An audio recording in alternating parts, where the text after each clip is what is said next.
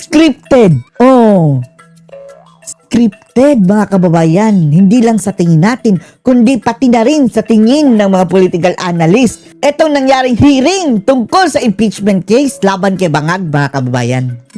Bagamat ipinasa nila ng mga kongresista, mga kababayan, sa unang hakbang itong impeachment laban kay BBM, na sufficient informed, ay hindi lang yan ang basihan, mga kababayan eh. Ang mas matindi daw ay dapat ipasa nila dito sa hearing nila, mga kababayan, na sufficient in substance.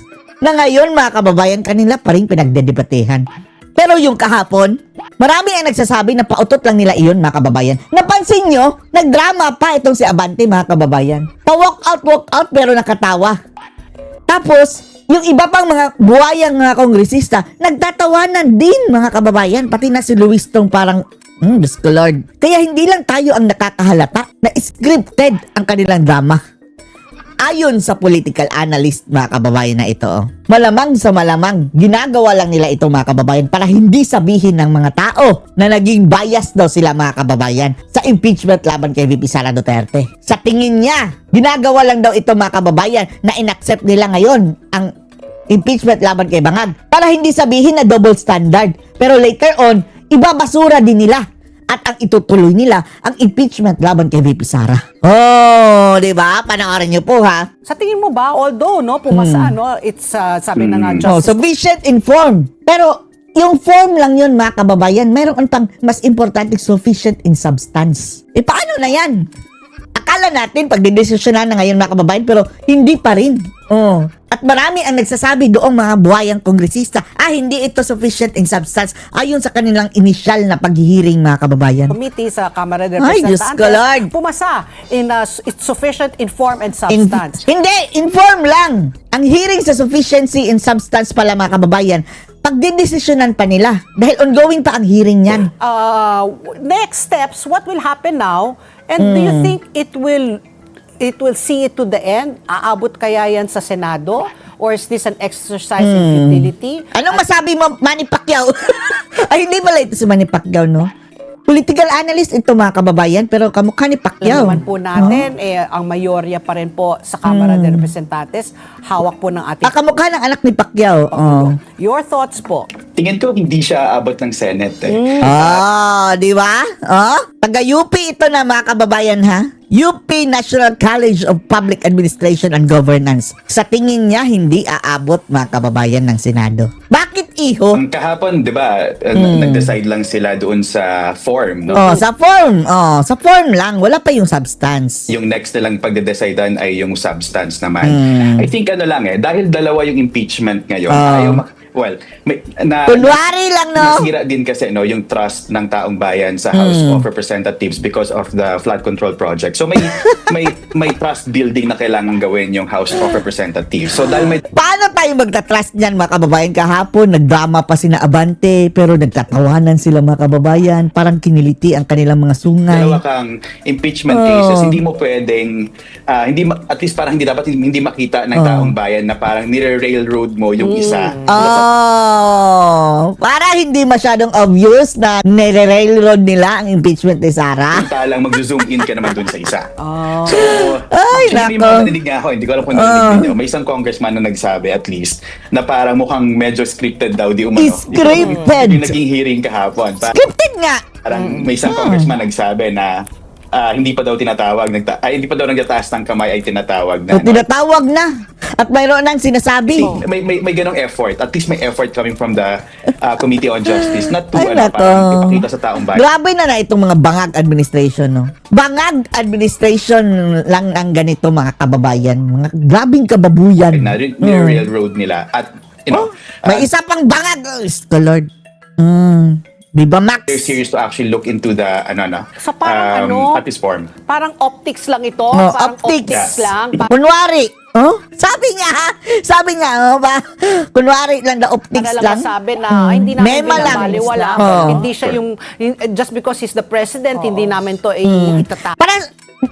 Para sabihin nila na, si Marcos nga, dumaan nga sa proseso, inimpeach nga din, naging patas nga kami. So, dito sa, impeachment ni Sara, naging patas din kami. Aka parang ganyan. Ungas! Agree. So, Prof, since Wag mo kaming lakpahin. susunod na bubusisiin bangag.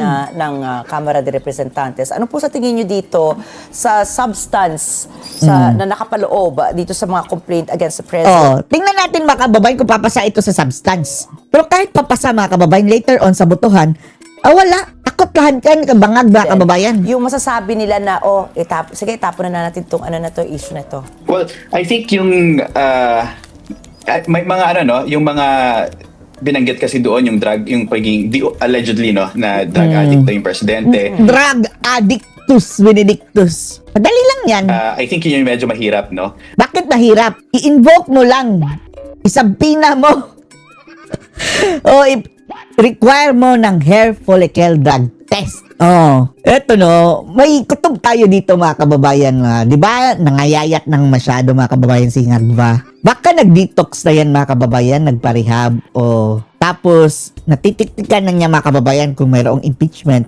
Tapos, i-require ang hair follicle drug test. Eto na ang perfect na kanyang mga kababayan, stage para ipakita na malinis daw siya, negatibo siya sa droga. At once and for all, matuldo ka na inyong mga pagbibintang. Kaya ba namayat ka? Yang tanong, bakit ngayon lang? Sana noon mo pa yan ginawa.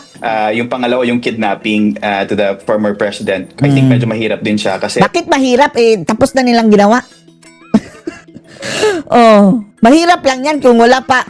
Eto kasi Korte Suprema din mga kababayan. Bakit wala pang desisyon dyan? Isa din yan sa korupsyon mga kababayan nangyayari ngayon Sa tingin natin, may kamay dito ang mga bangag mga kababayan. Bakit wala pang desisyon tungkol dyan sa Korte Suprema? Ano ba pang bribe ninyo? Doon. Ewan lang natin kung meron ba. Meron ba? Nakakapagtaka na kasi bakit sobrang tagal na mga kababayan, wala pang desisyon ang Korte Suprema kung legal ba ang pag-aresto kay Tatay Digong o hindi. Dahil sa tingin natin talagang illegal mga kababayan. Diniprive sa kanya ang due process. Yan. Mahirap ba yung Korte Suprema desisyonan? What is obvious na nangyari? may mga kailangan kang patunayan doon. But yung pinakamadali Walang warrant of arrest si Tatay Digong sa Philippine Court, mga kababayan na. So wala silang mga kababayan, wala silang karapatan na arestuhin si Tatay Digong. At isa pa, ang ICC mga kababayan, walang jurisdiction sa Pilipinas dahil matagal na tayong pumalas. So anong hold nila mga kababayan? Maliwanag pa sa sikat ng araw. Diyan pa lang, impeach siya si Bangag. ay yung hindi niya pag-veto doon sa unprogrammed funds, no? And the flood control dahil at the end of the day he signed Yan. the budget, the Yung pag-transfer sa PhilHealth. So basically, mas madali siyang i-prove, no? But I think alam niyo naman that it's a political process. Therefore, at the end of the day, tingin ko dito pa lang sa Justice Committee mukhang hindi matutuloy papunta sa plenaryo. Wala na gugurgurin na nila. Yung impeachment against the president. I agree with you, no? Mukhang optics lang ito. Optics lang, palabas lang, drama lang. You want to build trust from the people at para hindi Ay, Diyos masabi ko. na too political, no? Ay, At nako. mag-jury lang sila doon sa impeachment ni VP Sara. Kasi See, mga kababayan. Kunwari lang ito para i-justify nila mga kababayan ang pagpapa-impeach sila kay Sara Duterte. Alam na this kapag ka nag-zero in lang sila doon sa impeachment ni VP Sara, obviously, the people will, may assumption coming from the people na bias, no? Sinimula na ng busisin. Ito na sinasabi natin, Akala natin tapos na yun mga kababayan. Akala natin form and substance. Form lang pala. So more on documentation mga kababayan. Tatak, notaryo, yun lang. Hindi na binasa kung ano talagang laman. Ito ngayon sa laman, tagilid na. Kagaya ng mukha ni Percival mga kababayan, ng House tagilid. Committee on Justice ang substance o bigat ng impeachment complaint laban kay Pangulong Bongbong Marcos. Live mula sa Bobong Batas ng Marcos Bansa, o Gonggong sa balita, Marcos? Si News 5 House Correspondent Marian Enriquez. Marian, Anong update may dyan? desisyon na bang Ungas. kung sufficient nga in substance ang reklamo? Ewan lang natin. Ang sabi nga ng unang political analyst po daw optics. laban sa Pangulo? Wow.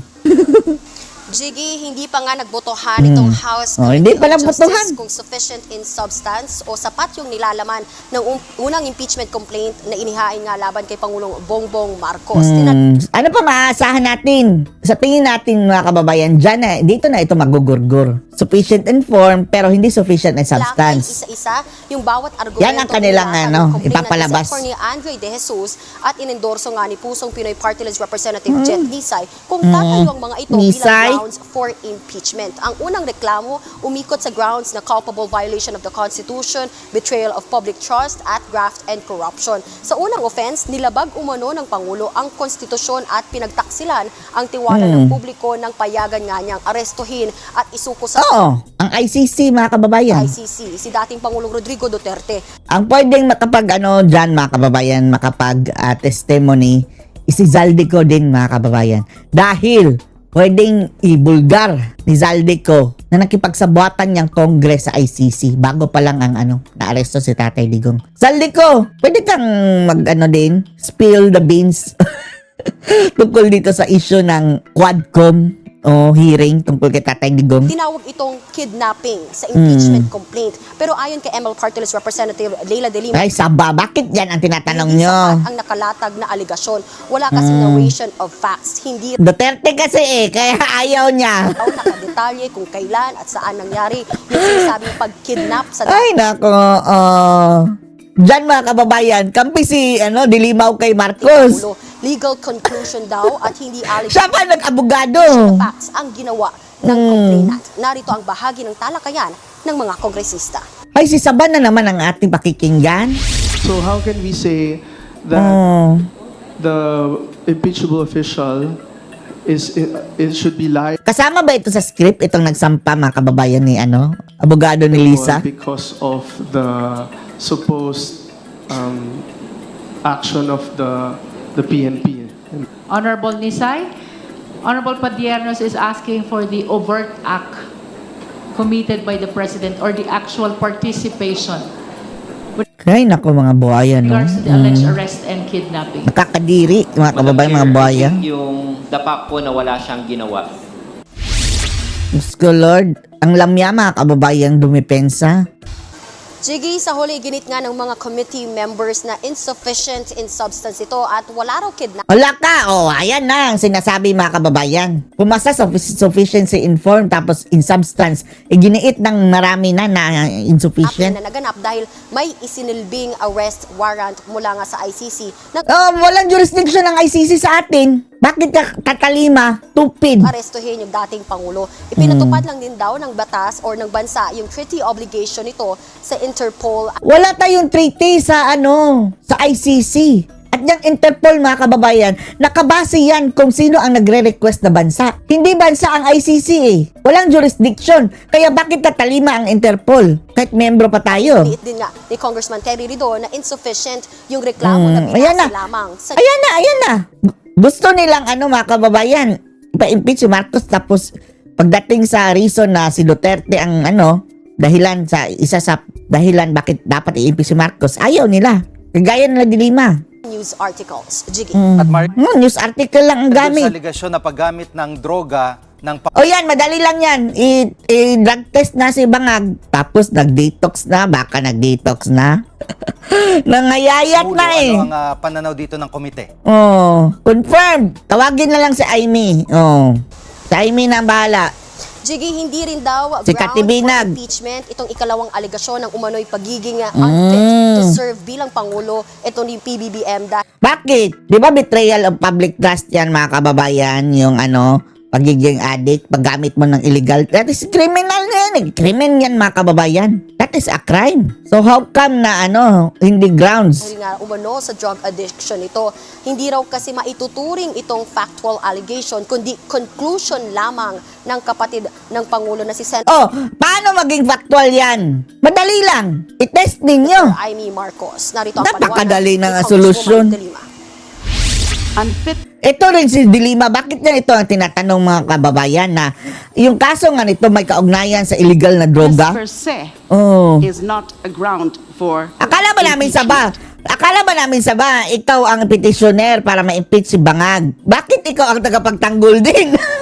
and Gaga ba ito si Dilima mga kababayan? Ginagago tayo ni Saba mga kababayan Ang sabi niya, siya daw ang petitioner. Di ba? Sina Percival mga kababayan. Na-petition sila. Ang And then, later on, siya lang din ang nagtanggol kay Bangag. constituting basis for betrayal of public trust, the Hindi statements daw, of hindi this daw, ground ano ang do pagiging not adik. sufficiently establish allegations on how the specific presidential acts were impaired by PBBM's addiction. Anong kulang mo? Anong kulang sa ba? Ebidensya? Kumuha ka lang ng buhok. Siya nga. Kumuha ka lang ng buhok ni Bangag. Tapos ang usapan. Senator Amy, the sister, admitted or announced that PBBM Is Bangag. is a drug addict. This is not a factual allegation but a conclusion that because Senator Conclusion nga, oh. Amy admitted or announced that PBBM is an addict, then he must be an addict. Ipatest nga. At Marian, Stupid. dun sa complaint, sa impeachment complaint, ay may issue ng unprogrammed appropriations. Ano natalakay tungkol dito? Yes, Jiggy, tinalakay nga rin yung hindi pagbito ni Pangulong Bongbong Marcos sa ilang unprogrammed appropriations. Ayon nga sa mayorya ng mga kongresista ay hindi naman minamandato ng saligang batas na i-veto ng Pangulo ang mga unprogrammed appropriations. Ayon pa kay Congressman Ito na, Ortega, ito na mga kababayan ang sinasabing ano. Kailangang ipakitang may probisyon sa saligang batas na nilabag ang Pangulo rito. Giit naman ni Manila Representative Benny Abante pawang Ay, hinusin nako, lamang oo, yung Abante basehan Liling. sa apat na offense na nakinabang umano si PBBM sa kickbacks mula nga sa budget insertions at flood control projects. Wala rin daw recital of facts sa reklamong inihain. At hindi rin kumbinsido Ito na yung sinasabi ng political analyst mga kababayan na drama lang. Drama-rama sa hapon. yung mga kongresista na impeachable offense ang ikalimang aligasyong binuo ni PBBM ang independent Nabudol tayo kahapon, no? Natuwa pa tayo mga kababayan. Tapos, nung natingnan natin yung mga itsura nila, parang nakatawa. Abante, walk out kunwari mga kababayan, pero grabing tawa. Commission for Sila Luis to, abot tayo nga ang tawa. Infrastructure o ICI para nga pagtakpan umano yung kanyang mga kaalyado sa flood control scandal. Giit ni Senior Deputy Majority Leader Lawrence Defensor hindi maglalagay ng pinipitagang mga miyembro sa ICI Pinipitagan. ang Pangulo para pagtakpan nga ang korupsyon. Jiggy, hindi rin natapos yung deliberasyon ngayong araw at ipagpapatuloy ito bukas ng House Justice Committee. Bukas tatalakayin naman yung ikalawang impeachment complaint laban sa Pangulo at sa kapagbobotohan ng komite kung sufficient in substance ang mga ito. Kapag hindi naman lumusot ang mga reklamo, mababasura ang mga ito. Yan muna ang Wala na, yan na. Yan ang purpose, ibasura. test dito sa Kamara. Ng mga basurang mga buhaya. Yan ang ulat ni Marian Enriquez live mula sa Batasang Ay, Pambansa. nako. Attorney, sa interview namin kahapon lang ito kay Yan mga kababayan, eto na. Ito talaga ang purpose nila. Etong kliyente ni FOA, si VP Sara Duterte, ito talaga ang target nila mga kababayan. Etong impeachment ni Marcos, scripted lang ito para pag nasampahan na nila ng impeachment si Sara, sasabihin nila, si Bangag nga, sinampahan nga namin ng impeachment. Yan ang kanilang drama-rama sa hapon mga kababayan. Congressman Erice, sinabi niyang itong particular na impeachment complaint dito against the Vice President, posibleng lumusot. Lulusot daw, Tingnan nyo. Itong kakampi ni Dilima na si Erice, mga kababayan. Yan kasi ang gusto ng mga dilaw din. Nalulusot talaga. Drama-rama pa more. Dahil, itong realidad, may supermajority pa rin na kaalyado ng administrasyon. Sige lang. Posibleng may impluensya pa raw si dating Speaker Martin Romualdez sa ilang mga kongresista. Tingnan lang natin mga kababayan kung sino-sino itong mga boboto na ma-impeach si Sara Duterte. Talagang aaraw-arawin natin yan. Bubuo tayo ng mga grupo sa mga probinsya mga kababayan nila para sabotahin natin ang kanilang kandidatura o sino mang i-endorso nila. Your sense of the numbers in Congress? Sa amin naman, syempre hindi maalis na naiisip din namin yung bagay na yan because impeachment nga is sui generis. It's both legal and political at the same time. Pero sa amin, we don't try to preoccupy ourselves with may numero ba o wala.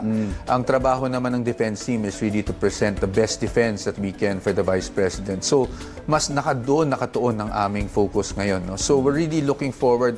Kumbaga, we're preparing for this to go all the way to trial at siguro yan yung pinakamagandang paghandaan talaga namin rather than to speculate kung ito ay lulusot o hindi lulusot. Attorney, basehan ng Korte Suprema nung dineclare na unconstitutional ang impeachment trial last year ay yung one-year bar rule. but the High Court did not rule on the merits.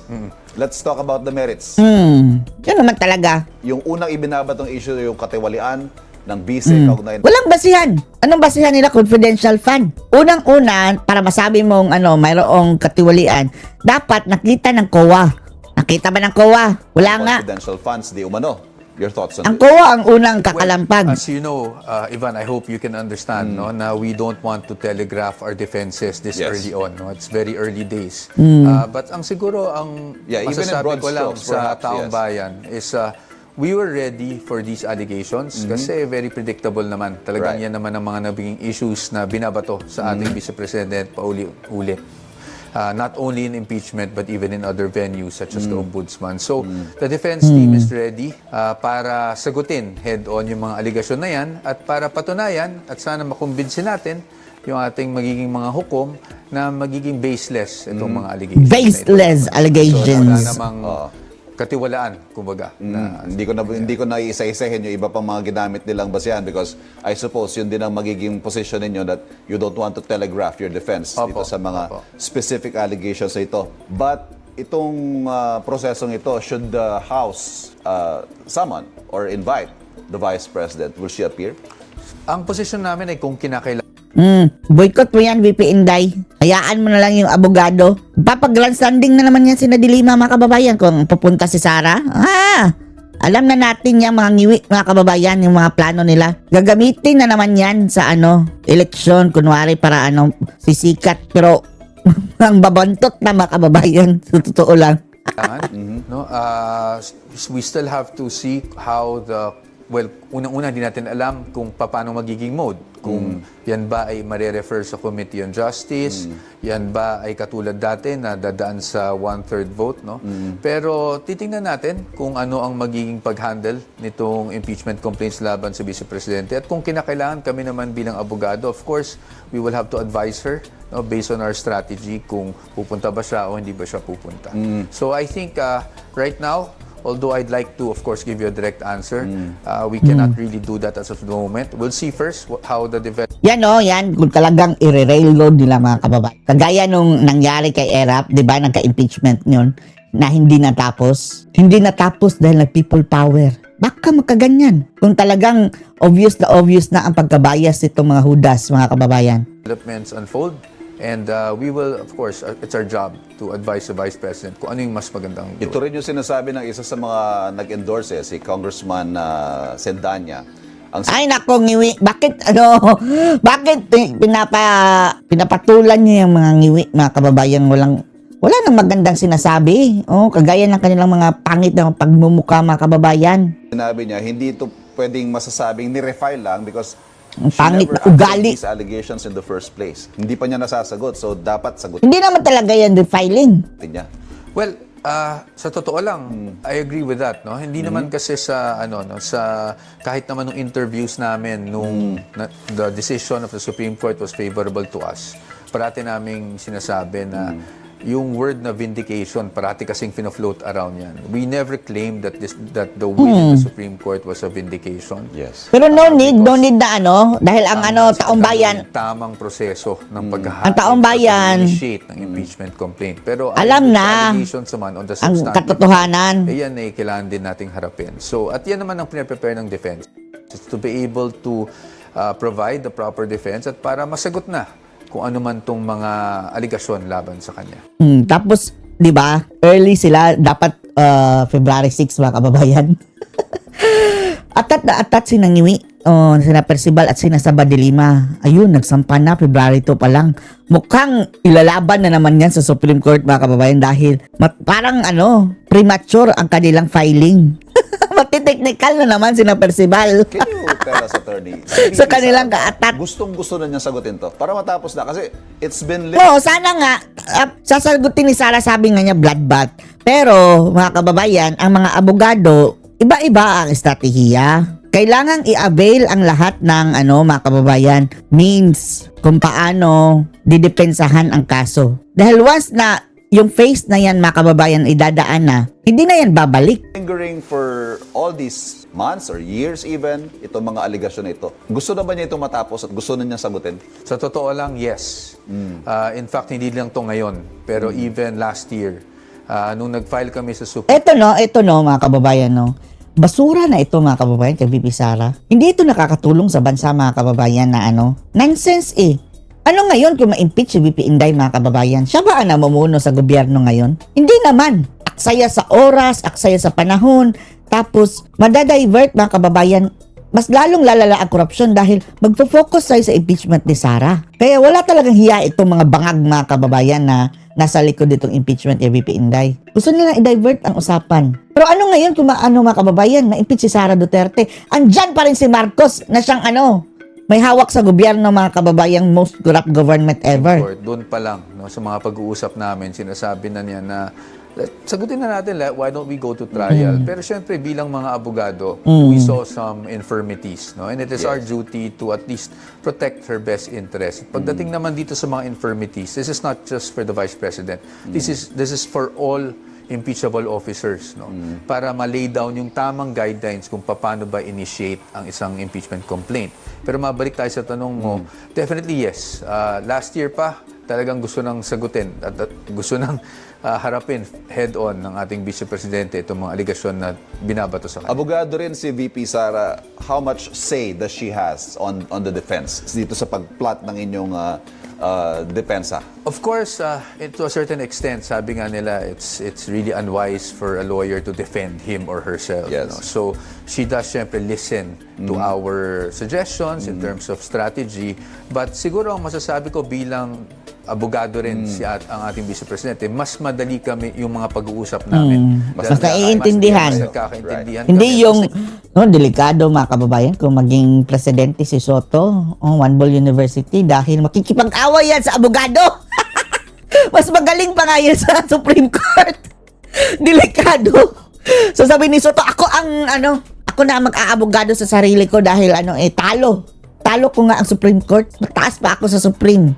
Naintindihan niya kung saan papunta yung mga pinapropose namin na strategiya para sa kanya. Attorney, kasabay ng impeachment complaint, ito sa February 5 naman, yung deadline ng filing ng legal brief ng defense team ni dating Pangulong Rodrigo Duterte sa ICC naman ito. There's so much on the Ay, wala. Hindi naman siya. Kay VP Sara lang siya, Iban. plate of the Vice President right now. Paano niya matututukan Si ito? VP. Itong complaint na Paano ito niya at ang hearing ni former PRD sa ICC? Well, to be honest, ako naman po, hindi na po kasi ako spokesperson ng ating Vice Presidente. No? I'm just one of her lawyers sa defense team. So, pagdating sa ICC, medyo hindi po ako makakasagot dyan. Wala akong authority or maybe even kaalaman, no? Yes. Ukol sa mga nangyari doon. Pero ang masabi ko lang, ang Vice Presidente naman natin, the way I've known her, magaling siyang mag-compartmentalize. No? So, I'm sure in managing all these things, she will be able to have unbridled attention in terms of itong mga kinakaharap niya dito at pati na rin yung sa ICC issues. 2.5 years, more or less. Actually, less than 2.5 years. Oh, less than. Before the 2028 Humanda kayo. elections. Marami- Yung mga hudas, mga kababayan na nanggigipit kay Sara ngayon, humanda Ang kayo. impeachment na ito is a means to derail the Vice President from the presidency. Sa ngayon, siya ang frontrunner. Etong media, gugutomin How is the itong Vice media. President planning to ride this through? Sabi nga ninyo, baka hindi lang ngayon to impeachment na to. Kung makalusot, baka every year before 2028, may impeachment. Every year hanggang matapos maging presidente si VP Sara Duterte, mga kababayan. Hanggat andyan yan, sina Percival. O sa tingin nyo, mga kababayan, na mananalo na si Sara, tatahimik na yan sina Percival. Ang kakapal ng mga pagmumukha niyan, mga kababayan Kahit sinong presidente, aawayin nila, mga kababayan. Wala nang magaling sa kanila. Except lang bangag ngayon, kakampi nila. Pero pagdating kay Sara, babastusin pa rin yan sila babastusin pa rin nila Percival, mga kababayan, si VP Sara, na Trillanes, na Dilima. Kaya etong mga kasalanan nila ngayon, mga kababayan nilang Saba, at itong mga Percival, tingnan natin kung tumanggap ito ngayon, mga kababayan. Maiimbestigahan yan, presidente na si Sara. Pwede natin gamitin yan para ipakulong itong mga hudas na itong mga, mga reject sa lipunan. Complaint again, sir. From a legal standpoint, I think it's just presenting the facts. It's as simple as that. No? Dahil sa posisyon namin, wala siyang ginawang katiwalian, wala siyang ginawang labag sa batas, at wala siyang ginawang impeachable offense. So it's just a matter of presenting the facts. No? Ngayon, kung yung mga haka-haka na kung anuman ang motibo Hindi nga haka-haka, mga invento. behind all of these, impeachment efforts. Sina Trillanes, sina Madriaga. Iwan na lang natin sa taong bayan yan. Dahil Ang taong bayan, wala na mga kababayan. Walang naniniwala na kurakot si VP Sara. Makikita mo naman yan sa kanyang trust rating, mga kababayan, sobrang taas. Si Bangag ang negative na ang rating. Tapos, yung latest mga kababayan, huwag kayong maniwala yun ha. Ngayon ha, sinabi nila, kunwari, bumaba daw ang rating ni Bangag, pero andun pa rin sa may 50s. Shut up! Okta Research yun. Okta Research, ang basura yan mga kababayan. Okta Research. Yan ang makabagong The Stratford. naman, as you can see dun sa napanood natin mga interviews, lahat naman ng lahat ng ating mga kababayan ay nanonood, sinusubaybayan yung mga nangyari, and I'm sure they understand what's happening. So iwan na lang natin sa kanila. On the part of the legal team, sa amin lang, it's really to present the facts, present the defenses, and show how baseless all these allegations are. And as she does that, nakakapagtrabaho ba, Vice? Natural! Yan ang intriga ninyo. Na lustay lang ng lustay daw, travel lang daw ng travel mga kababayan. Naniniwala kayo kay Claire Castro? Definitely. Tuloy-tuloy lang ang trabaho. Ano ba ang trabaho ng BC? Kung gusto mo talagang magtrabaho ang BC, palitan na nga si Bangag. Ang trabaho ng Vice President mga kababayan ay pumalit sa Bangag. Pumalit sa presidente kung inutil na ang presidente. Gusto nyo? Ultimate na trabaho ng 2023 Vice. pa lang ay nagkausap na kami, no? Nung nagkaroon ng mga pag-uusap or ugong na may mga grupong balak maghain ng impeachment sa kanya, ay nagbuo na talaga siya ng kanyang legal team. So, kumbaga, yung pagdating sa legal side, sa impeachment, itong mga pagdadaanan natin in the coming days, yan ay matagal nang naplano. So, sa pagdating naman sa trabaho, tuloy-tuloy lang naman. Tuloy. Because she continues with her work, she still bumababa pa rin siya. Grabe, si VP Inday mga kababayan, parang superwoman, hindi Superman, superwoman, Wonder Woman. Dahil dahig, tapos as Vice President, and then, ano pa mga kababayan? Hands-on pa siya na nanay. May mga anak pa siyang mga maliliit. Usap sa mga tao, no? Sa taong bayan, kung ano talagang kailangan nila, anong maitutulong ng OVP. Pero pagdating sa legal side naman, I think she has a good team behind her. One final point, Attorney. The two highest officials of the land naharap sa impeachment complaint. What are the thoughts of Vice President Duterte on this? I cannot comment on what her thoughts are, not being her spokesperson anymore. Pero all I know is she's just bent on... Maganda ito si mga kababayan, si Powa. Dahil hindi nag-presume mga kababayan Si Claire Castro pa yan, ang dami ng sinasabi mga kababayan. All-knowing. Lahat ng tanong mayroong sagot kahit hindi pa niya natatanong kung tungkol kay Bangag. Continuing with their job and facing these allegations, as I said, and as I've repeatedly said here, head on. And then we'll see what happens. Maraming salamat, Attorney Michael Powa. Maraming salamat. O ano masasabi dito mga kababayan? Post comments below.